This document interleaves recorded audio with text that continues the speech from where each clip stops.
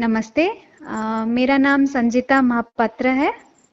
मैं राउरकेला उड़ीसा की रहने वाली हूँ। इस बार यूपीएससी 2019 का जो रिजल्ट आया उसमें मेरा रैंक 10 है। मैं राउरकेला में ही पली बड़ी हूँ, वहीं से मैंने स्कूलिंग करी।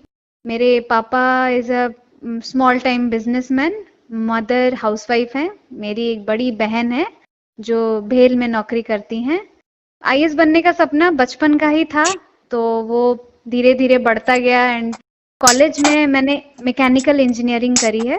2012 पास आउट हूँ मैं मैकेनिकल इंजीनियरिंग। उसके बाद मैंने Rourkela steel plant, steel authority of India limited, वहाँ नौकरी की 5 साल। 2018 में मैंने वहाँ से रिजाइन किया, फिर स्टेट पीएससी दिया था, ओडिशा पब्लिक सर्विस कमीशन। उसमें मेरा रैंक 2 आया था। उसके बाद नेक्स्ट ईयर यूपीएससी का रिजल्ट आया और उसमें आई सिक्योर्ड रैंक। मेरा स्ट्रैटेजी पढ़ने का जो था, हमेशा से मैंने बहुत अर्ली स्टार्ट किया था। मैंने कोई कोचिंग नहीं करी है, मैंने सेल्फ स्टडी करी है कम्प्लीटली। मेरा ऑप्शनल सोशियोलॉजी है, उसके लिए मैंने 3 मंथ्स का एक क्रैश कोर्स टाइप ऑफ किया था उपेंद्र गौर से। और उसके बाद मैंने बाकी जीएस की तैयारी, ऐसे की तैयारी, वो सब खुद से ही करी थी। मैं कॉलेज टाइम से ही न्यूज़पेपर रेगुलरली पढ़ती थी, वो मेरी एक आदत बन गई थी। कॉलेज खत्म होने के बाद जॉब शुरू हुआ और जॉब के साथ साथ मैंने पढ़ाई चालू की थी। मैंने एनसीईआरटीज पढ़ना, बेसिक बुक्स पढ़ना, बिकॉज मेरे पास कोई गाइडेंस नहीं था, कोई पीयर ग्रुप नहीं था। जो आप यूजुअली छोटे शहरों में ये दिक्कत आती है कि पीयर ग्रुप हमें मिल नहीं पाता। तो इस टाइम पे इंटरनेट मेरा बहुत बड़ा साथी बना था। मैंने वहां से बहुत रिसर्च करा। मुझे सबसे ज्यादा टाइम ये जानने में लग गया कि कौन से बुक्स पढूं, कहाँ से पढूं। अपने सोर्सेस को कंसाइज किया मैंने। पहले क्या करती थी, बहुत सारी चीजें बहुत सारी जगह से पढ़ने की कोशिश करती थी, जो अल्टीमेटली हेल्प नहीं करता था। और फिर धीरे धीरे मुझे पता चला कि इस टॉपिक के लिए मैंने ये पढ़ना है और उसके बाद उसे बार बार रिवाइज करना। तो मैंने अपना नैरो डाउन किया पढ़ाई। उसके बाद 2018 में मुझे लगा कि नहीं, मुझे अभी काम का प्रेशर, आप जैसे ही बढ़ते जाते हो काम में बढ़ता ही जाता है। तो मुझसे लगा कि अब जब मेरा सपना है ही कि मुझे यूपीएससी की तैयारी करनी है, तो बहुत मुश्किल से मैंने ये डिसीजन लिया कि मुझे रिजाइन करना है। और मैंने अपना पूरा टाइम 1 डेढ़ साल का लगाया कंप्लीटली पढ़ाई में। और उसके बाद मैं कभी ये नहीं देखती थी कि कितने घंटे मुझे पढ़ाई करनी है। मैंने कभी घंटों को मायने नहीं दिया। मेरा हमेशा रहता था कि मैंने अपना आज का टारगेट खत्म किया कि नहीं। मैं शेड्यूल बना के पढ़ती थी। मैं शादीशुदा हूँ, तो घर के छोटे छोटे काम रहते हैं, तो मैं 9 से 9 12 घंटे 18 घंटे एक साथ बैठ के नहीं पढ़ सकती। मुझे काम भी कुछ कुछ रहता ही है, ज्यादा ना हो पर थोड़े बहुत काम घर के रहते हैं। तो उसके लिए मैं हमेशा ये करती थी कि आज मैंने ये सब्जेक्ट कंप्लीट करना है, आज मैंने इतने आंसर्स लिखने हैं, आज मैंने इतने टेस्ट सीरीज सॉल्व करने हैं। तो वो एक छोटा छोटा टारगेट लेके, ताकि एक हफ्ते में एक बड़ा सा टारगेट कंप्लीट हो जाए, एक महीने में मेरा और एक बड़ा टारगेट कंप्लीट हो जाए, वो हमेशा मेरा रहता था दिमाग में। तो यही थी मेरी जर्नी प्रिपरेशन की। और ऑप्शनल को काफ़ी इम्पोर्टेंस दिया मैंने, उसके लिए स्पेसिफिक टाइम अलॉट करती थी। मुझे मेरा ऑप्शनल बहुत पसंद था। सब पूछते हैं कि मैकेनिकल इंजीनियरिंग के बाद सोशियोलॉजी क्यों, बट मुझे वो सब्जेक्ट आई कुड कनेक्ट, मुझे वो समझ आया। मुझे लगा कि मैं इसमें लिख सकती हूँ और मुझे समझ आ रहा था। तो अगर कोई सब्जेक्ट आप चूज करें, उससे आप कनेक्ट होना बहुत ज़रूरी है आपका। यही थी मेरी स्ट्रैटेजी। ये मेरा 5th अटेम्प्ट था। 3 अटेम्प्ट्स मैंने कॉलेज के टाइम पे दिए थे, जब मुझे कोई भी आइडिया नहीं था कि क्या होता है। मैंने प्रीलिम्स भी नहीं क्वालिफाई किया था।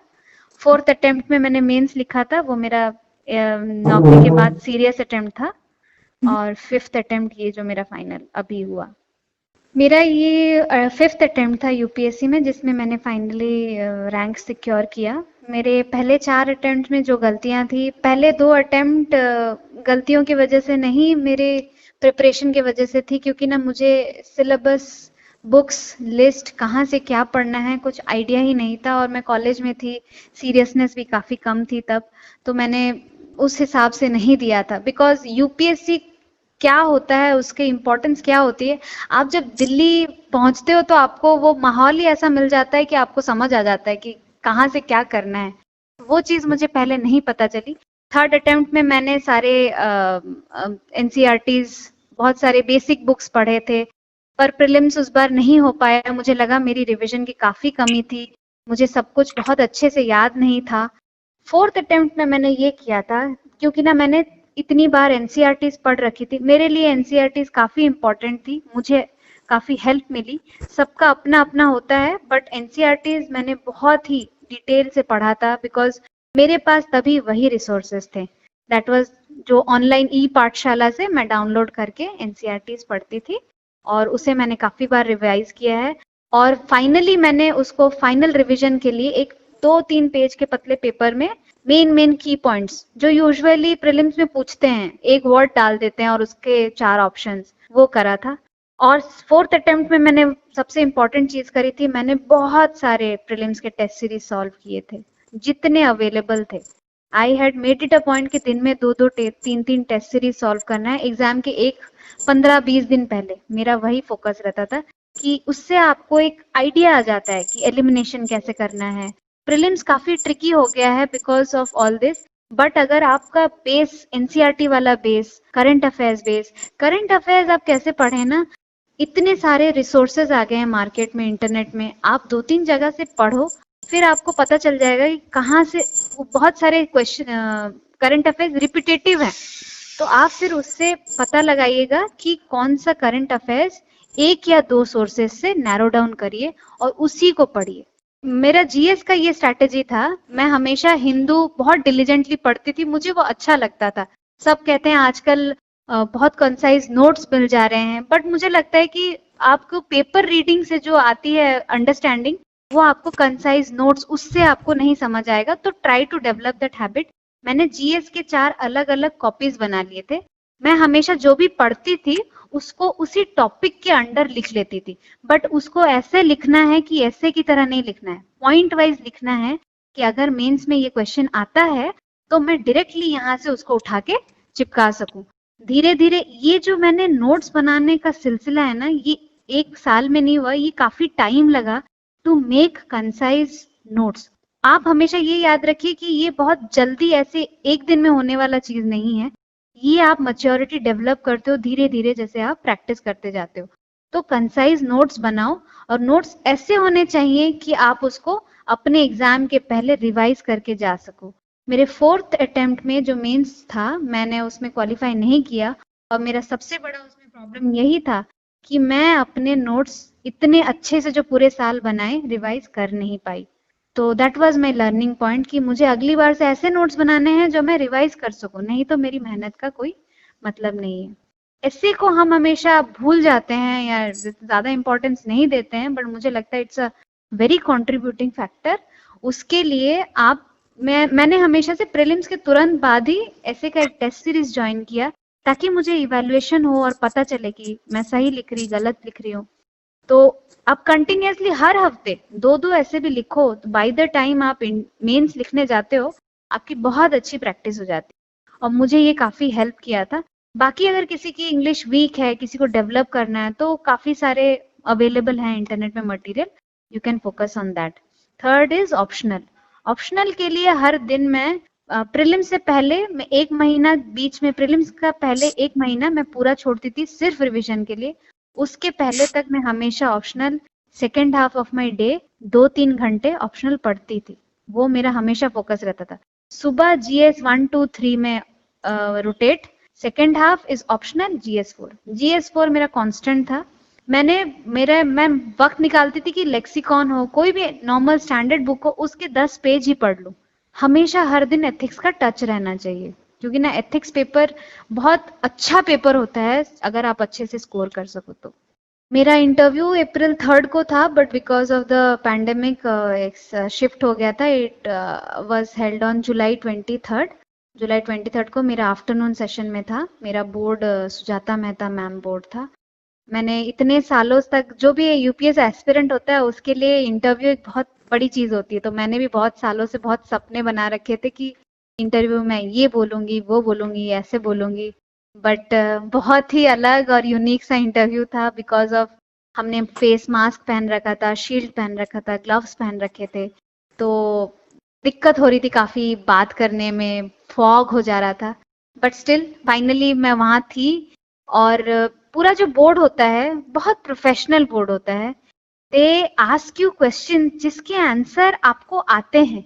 वो आपको ग्रिल करने की कोशिश नहीं करते, वो आपसे जानना चाहते हैं कि अगर एक टॉपिक है, आपका इसमें कितनी अंडरस्टैंडिंग है, आप इसके लिए कुछ नया क्या बता सकते हैं।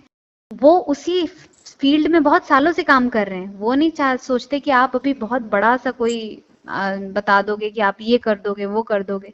They just want a basic understanding. जैसे मुझसे उन्होंने एक बहुत सिंपल सा सवाल पूछा कि चाइल्ड लेबर के अगेंस्ट में हमारे इंडिया में बहुत सारे laws and rules and regulations हैं, पर फिर भी चाइल्ड लेबर कितना रैम्पेंट है। तो आपको क्या लगता है, हमें अपने रूल्स एंड रेगुलेशंस को और ज्यादा स्ट्रिंजेंट बनाना चाहिए, स्ट्रांग बनाना चाहिए, हमें और पेनल्टीज लगानी चाहिए? तो मैंने रिप्लाई किया था, नहीं सर, हमारे रूल्स एंड रेगुलेशन सफिशिएंट है। हमें ये जानना है कि चाइल्ड लेबर का असली प्रॉब्लम क्या है। The problem is poverty. तो this is what shows them that आपके पास क्या अंडरस्टैंडिंग है। तो मेरे कहने का मतलब है कि इंटरव्यू जो होता है, आपकी इतने साल की जो पढ़ाई है ना, उसकी अंडरस्टैंडिंग की टेस्टिंग है। तो आप ये मत सोचिए कि मैं इंटरव्यू के 1 महीने पहले करंट अफेयर्स रट के चले जाऊंगा, चली जाऊंगी और वहां जाके बोल दूंगी it will happen. It does not happen. So it actually reflects your personality. To the aspirants I would like to advise that UPSC का जो जर्नी होता है, ये बहुत ही पेशेंस वाला जर्नी होता है, बिकॉज हमें हर स्टेज के बाद इंतजार करना पड़ता है विथ बैटेड ब्रेथ की कब आएगा रिजल्ट। तो आप इस टाइम में अपने पेरेंट्स, फ्रेंड्स, जो भी सपोर्ट सिस्टम है उनके साथ बात करिए, डिप्रेशन में मत जाइए। सेकेंड इस पूरे जर्नी में अगर कोई आपका हमेशा साथ देगा तो वो आप खुद हैं। तो हमेशा सेल्फ मोटिवेटेड रहिए, अपने विल पावर को बहुत स्ट्रांग रखिए। हार्ड वर्क का कोई सब्स्टिट्यूट नहीं है। मैं अपने इस सक्सेस में लक को कोई कोई श्रेय नहीं देना चाहूंगी। ये सिंपली मेरा हार्ड वर्क था for many years of struggle. ऐसा नहीं कि 1 साल पढ़ के मैंने निकाल लिया। और थर्ड चीज है कि आप इसमें जब भी आपको लगे मुझसे नहीं हो पाएगा, खत्म कर देता हूँ, अब नहीं होगा, तब हमेशा खुद से ये पूछना कि इतने आसान करियर चॉइसेस मेरे सामने थे, मैंने इतना मुश्किल करियर ऑप्शन चूज क्यों किया, मेरा मोटिवेशन क्या था। अगर आपका मोटिवेशन बहुत स्ट्रांग है तो आप अपने आप इसे कर सकती हैं। आप अपने आप you will be motivated to do this. जब आप एक आईएएस ऑफिसर बनते हैं, आपको बहुत सारी कठिनाइयों का सामना करना पड़ेगा इन फ्यूचर। अगर आप घर के प्रॉब्लम्स या बाकी जितनी सारी प्रॉब्लम्स हैं, मैं ये नहीं कह रही कि वो छोटे हैं बड़े हैं, मैं ये कहना चाह रही हूँ कि एक आईएएस ऑफिसर बनना ही बहुत दृढ़ता का काम है। आपको काफी स्ट्रेंथ दिखानी होगी अपने पूरे काम में। तो अपना जो मनोबल है उसे उसे बहुत स्ट्रांग करना होगा। एंड ऑब्वियसली घर का सपोर्ट सिस्टम बहुत इंपॉर्टेंट होता है एक मैरिड वुमेन के लिए। इन लॉज हो, हस्बैंड हो, ये अगर सपोर्ट नहीं करते हैं तो और ज्यादा दिक्कतें बढ़ जाती है। बट वो सपने क्या ही जो पूरा करने के लिए जी जान ना लगाया जाए। तो अगर आपके सपने ही इतने बड़े हैं तो उसके लिए मेहनत भी उतनी ही ज्यादा लगेगी।